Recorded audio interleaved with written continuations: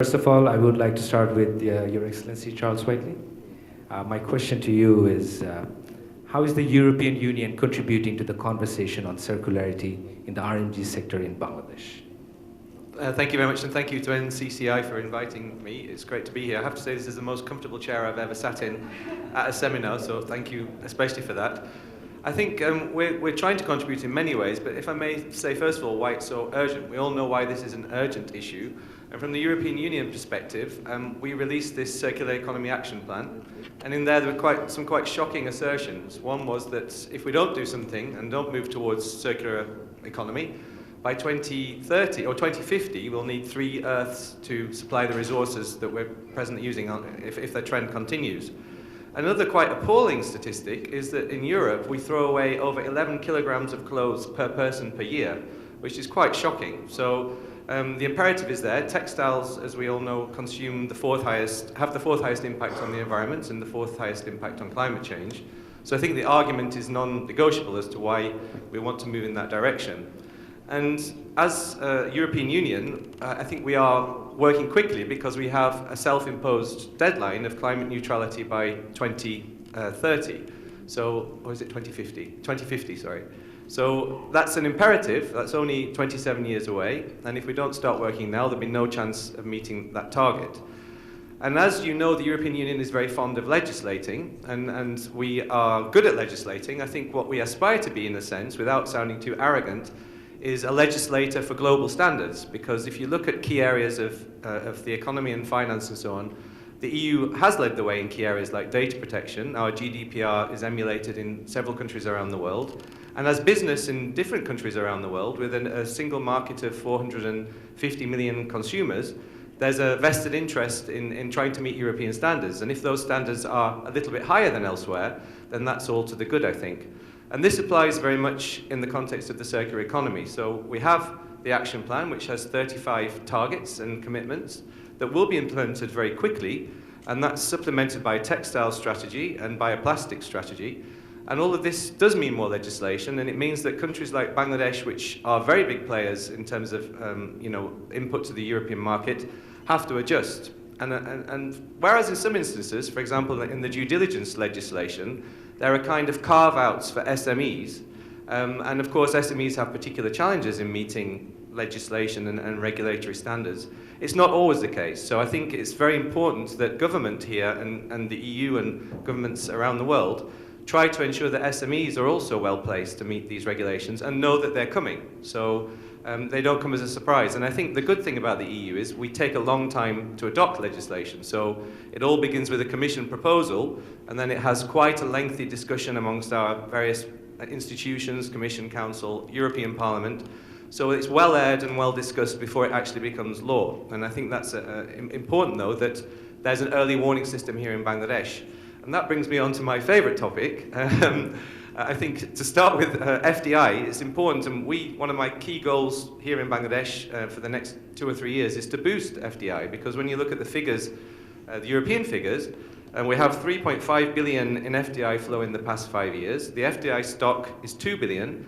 In Vietnam, it's 6 billion. So I think we can do a lot better. And FDI has a crucial role in boosting the wherewithal of Bangladesh to meet the demands of the circular economy, not least in terms of attracting the kind of technology that is necessary to meet the circular economy requirements. And that's why we want to bring on stream the European Chamber of Commerce, and that should be up and running in 3 or 4 months, fully up and running, and that will help to explain to Bangladesh business what the legislative changes are on the horizon, so that Bangladesh is well placed to meet those challenges. So I would just point out, I mean, I don't want to go on and on about EU legislation, and I don't know it all by heart, but to give you an idea of the kind of issues that we're looking at, the EU textile strategy has several key elements: eco-design requirements, a digital product passport, textile labelling, a waste framework directive, tackling the unintentional release of microplastics from textiles, ensuring the accuracy of green claims, so we don't want to see greenwashing from companies, and boosting circular business models. So that's a huge agenda, and most of that is relevant, if not all, to Bangladesh.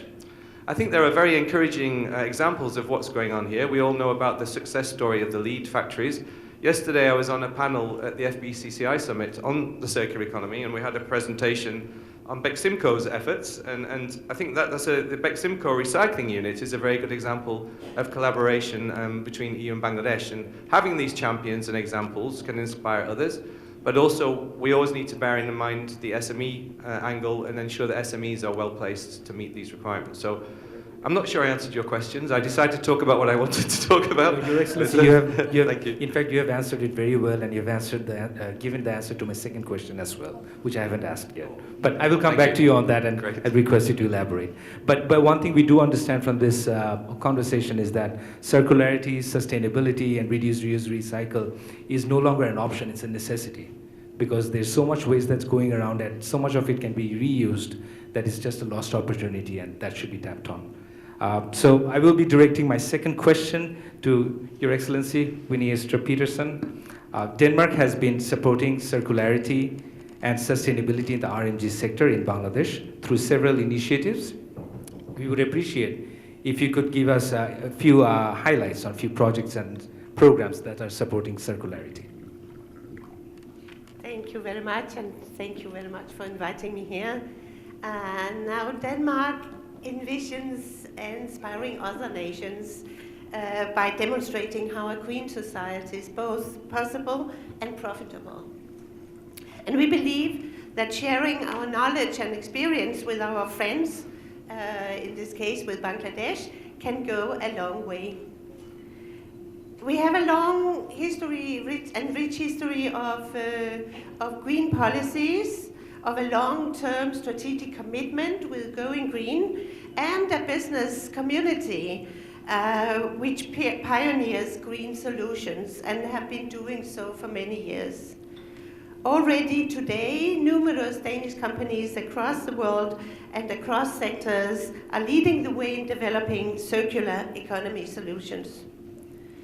Now, specifically in Bangladesh, the Danish embassy has been working with both Danish, Bangladeshi, and international partners to facilitate Bangladesh's circularity journey. One such example is the P4D funded initiative. Denmark was one of the funding fathers of the P4D, and Bangladesh is a member of that international platform aiming to promote the greening of the world. This P4D financed a circular fashion partnership in 2020. They have worked with 18 global fashion brands, 15 recyclers, and 10 manufacturing facilities in Bangladesh.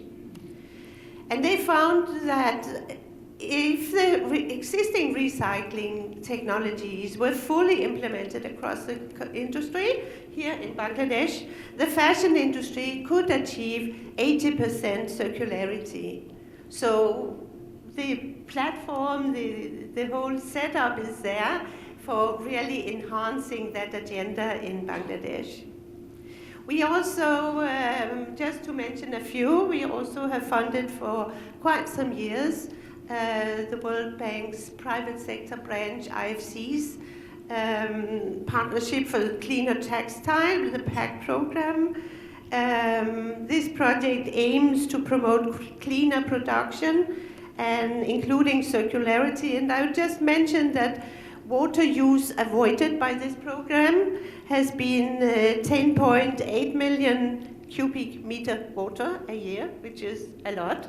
I can't compare with any lake, but also the green gas emissions have been reduced about 240,000 tons per year. We're also supporting a couple of research programs. I'll not go into the details, but we are always available for more details on that and other projects, large and smaller. And we're doing so in cooperation with a large range of partners from Bangladeshi and Danish universities, Bangladeshi and Danish authorities, civil society in both our countries, and of course not least the BGMEA and BKMEA, which are the central players in Bangladesh. I think I'll stop here, otherwise I could continue for very long. Thank you. Bangladesh being the second largest manufacturer of, or supplier of clothing apparels in Bangladesh, in the world. So there is no better country to start circularity practices of circularity and sustainability rather than doing it in Bangladesh. And as you have rightly mentioned, these programs are one of the examples that it's really active and participating in these sectors. Moving to my left, Your Excellency, Alexander Berg von Linde, Sustainable Fashion Platform has been introduced in Bangladesh, and they have engaged in few events as well. I think, and NCCI is proudly one of the strategic partners of Sustainable Fashion Platform as well. So we would be very happy to hear a little bit more about Sustainable Fashion Platform and how it operates and its goals. Thank you, Tahrin. What a good question. It's one of my favorite subjects, the Sustainable Fashion Platform. But basically, this platform was born out of two central elements for Swedish policy. The first one is sustainability, a priority for Nordics and for Sweden, and the green transition. In that context, I can also mention that Sweden took over the EU presidency in January this year, and the green transition in Europe and outside Europe is one of our main priorities. And the second element is, of course, the strategic interest and the strong presence we have by large Swedish RMG brands in the RMG industry here. So we decided to marry these components and create an umbrella platform called the Sustainable Fashion Platform with three purposes. The first one was to partner up with Bangladesh to jointly push the green transition here. The second one is to attract Swedish green tech companies to Bangladesh. And the third purpose would be to try and thus support Bangladesh in helping its global competitiveness in this sector. So this initiative gathers Swedish stakeholders, and we were talking earlier this morning about how the green transition requires a multi-stakeholder approach. This is an example of that. So we have NCCI, Business Sweden, and SBBC, the Sweden-Bangladesh Business Council, as strategic partners, and SIDA, of course, our development cooperation agency. And then we have our three Swedish RMG brands, H&M, Lindex, and IKEA, with us. And we hope, of course, that the rest of the Swedish brands will join the platform shortly. And it has two tracks, mainly. The first one is matchmaking, i.e. attracting Swedish green tech business to Bangladesh. So last year, in the beginning of the autumn, we had a matchmaking session where 10 Swedish green tech companies met the suppliers of our Swedish RMG brands here. And a lot of good outcomes were made from that. So we had a lot of concrete follow-ups, and not least in terms of introduction of several pilot projects to the suppliers. The second track is the policy track, i.e. finding the areas that are of interest for Bangladesh and Sweden to cooperate around, and to drive policy within these areas. So we have identified three themes, which is renewable energy, where we had our first policy dialogue in December last year, then circularity, and then water. And the renewable energy discussion that we had last year also yielded very concrete tracks to follow up, not least when it comes to, for instance, floating solar panel. So I think this is our way of really gathering our efforts under one umbrella. Thank you, Your Excellency. As she has rightly mentioned, Sustainable Fashion Platform has done two events, and they have been very impactful, and we are very proud to be a strategic partner for those events. Now, moving to my right, we have Silje Finnes Wannabe. So my question to you is, so Norway is also an important voice in global discussion on climate change and finance. We would love to know a little more about the Climate Investment Fund. Thank you, and thank you all for inviting me here this morning. It's wonderful to be here and to discuss this very important topic. As we've heard, the transition to a circular and green economy is essential to fight climate change, and this is something that we need to do now. And Norway is, together with the Nordic countries and the EU, very committed to engage in this fight. The Norwegian government's ambition is for Norway to take a pioneering role in the development of a green circular economy that makes better and more efficient use of the resources. So Norway released its own national strategy on circular and green economy in June 2021, which is in line with the EU Circular Economy Action Plan as part of the European Green Deal.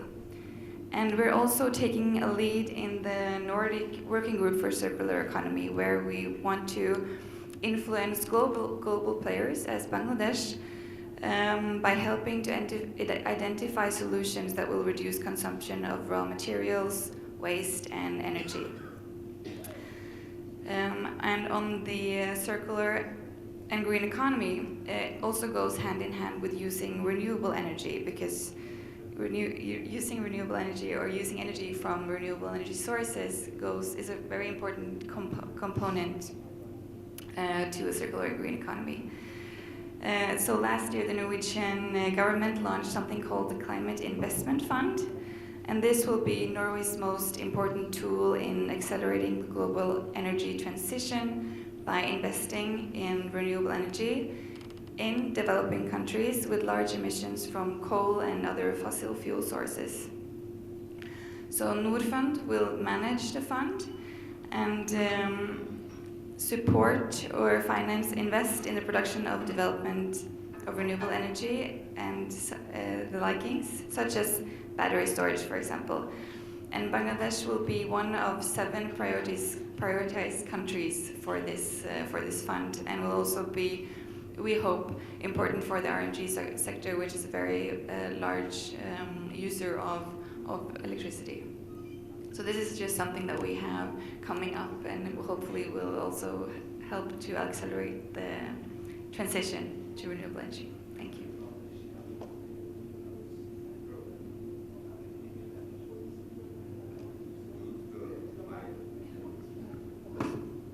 So my second full question to you is that how can Bangladeshi investors or companies can benefit from this climate investment fund? Well, I think, as we've already heard, that more and more policy will come on buying produce that is made from where renewable energy is made. I'm sorry. And with having help from this fund, they can make this transition easier and more smooth, so more companies can go over to use renewable energy, hopefully. Thank you so much. All right. Coming back to you, Your Excellency, I have a threefold question for you. So first of all, you have mentioned about the policy developments that are coming from EU. So if you can just elaborate on the policy developments in terms of circularity and sustainability, how it will impact Bangladeshi companies or manufacturers, and how can Bangladesh be prepared for it? Okay, I think I partly answered it in my first intervention, but if you look at the Circular Economy Action Plan, there's a whole section on textiles. Of course, there's a separate strategy for textiles. But the kind of areas we're working towards are, for example, all EU member states have to separate textile waste by 2025. The eco-design, so that actually circularity is built into the product. That's being very much encouraged.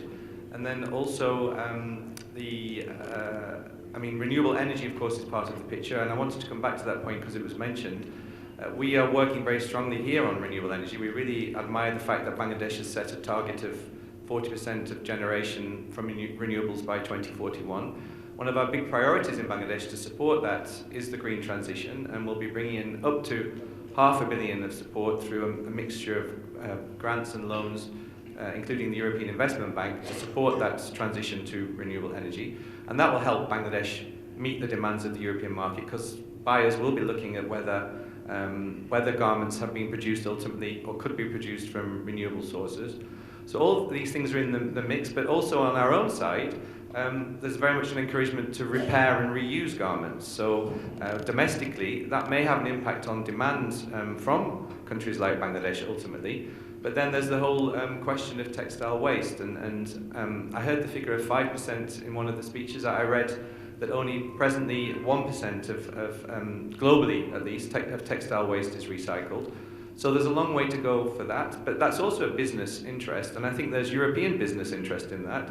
I know there's a discussion going on now in Bangladesh about what you do with your waste, whether you should try to use, recycle it yourselves and build your capacity to recycle, or carry on also looking to foreign business for that. I think from our point of view, we have expertise in this field and we'd like to be involved. So all these things are in the mix, and I think we're trying to get the policy mix right in Europe without over-legislating. Because a lot of this also has to be private sector led, not with a sort of big stick, but because it makes sense commercially. And I think it's been mentioned several times today that it should ultimately make commercial sense. So then it's, I hate the phrase, but then it's a win-win for consumers, for governments, and for business.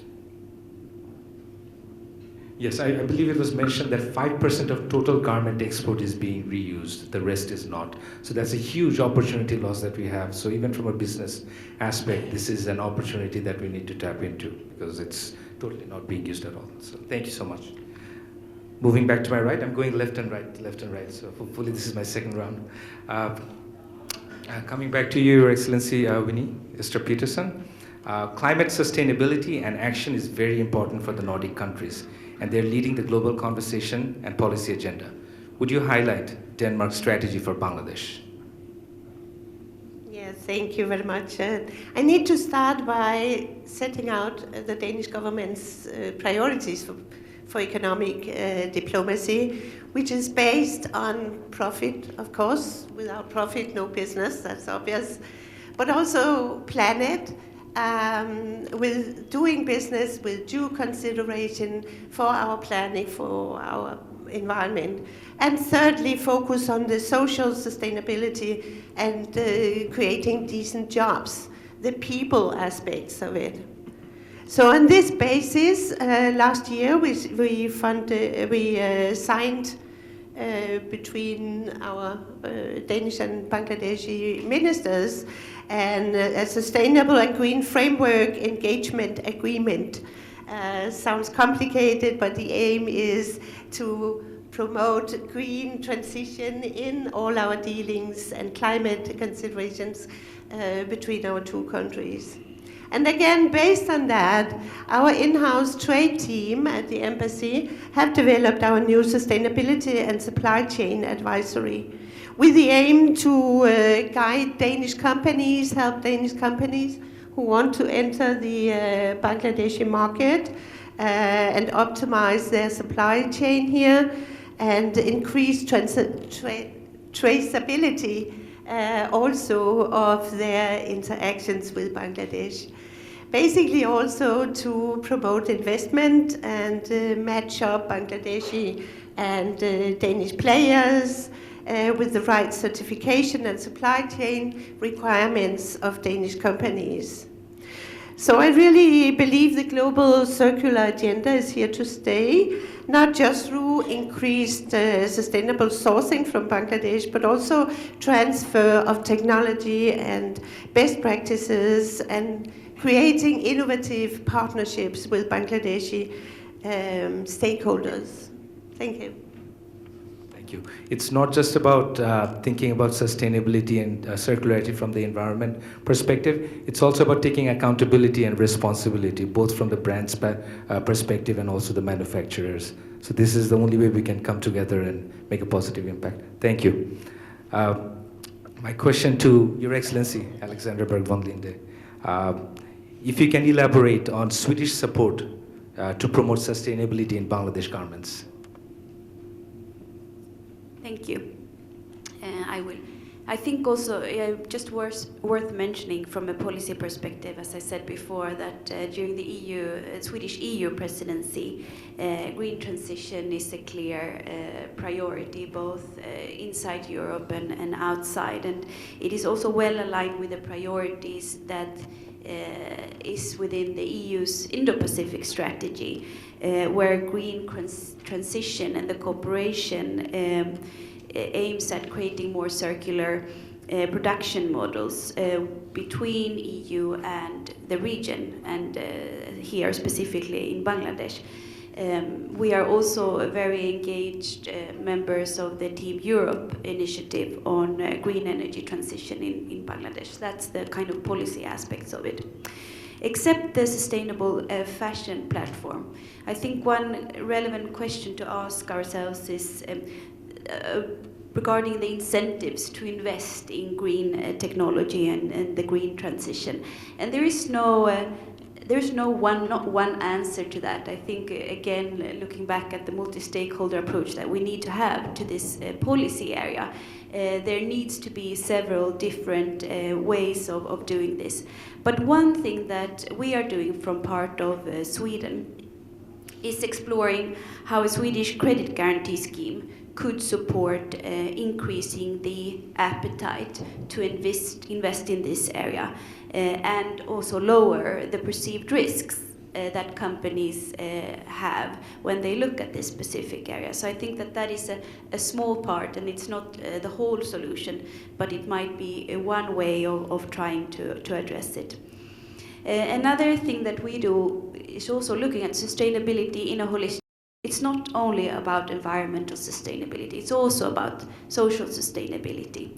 So we have different programs at work to see how we can, for instance, help RMG workers to enhance skills and better prepare for digitalization and automatization in the RMG sector. So sustainability, social sustainability and environmental sustainability goes hand in hand. So I think that, just to sum up, our support to this industry is both broad and multifaceted. But we also realize that we cannot alone change things, and that's why we are having discussions like the ones we are having today. Thank you. Thank you, Your Excellency. I have come down to my last question, and that question is directed to Silje. What are some of the relevant projects Norway is supporting in Bangladesh? So if you can elaborate on that. Thank you. Well, on the topic of circular economy and the RMG sector, I would like to mention that the Norwegian Embassy, we're currently running a project called Integrated Approach Towards Sustainable Plastics Use and Marine Litter Prevention in Bangladesh. It's a long project, a long name for a very good project, and it's implemented by UNIDO, and the main execution partners is the Ministry of Environment here in Bangladesh. So water pollution is currently the #1 challenge faced by the growing textile and apparel industry in Bangladesh. And industrial pollution accounts for, I think it's 60% of pollution in the Dhaka watershed. So the project design is based on the understanding that litter should be prevented at source, because it's very difficult to find and gather all the litter that's already been littered in the environment.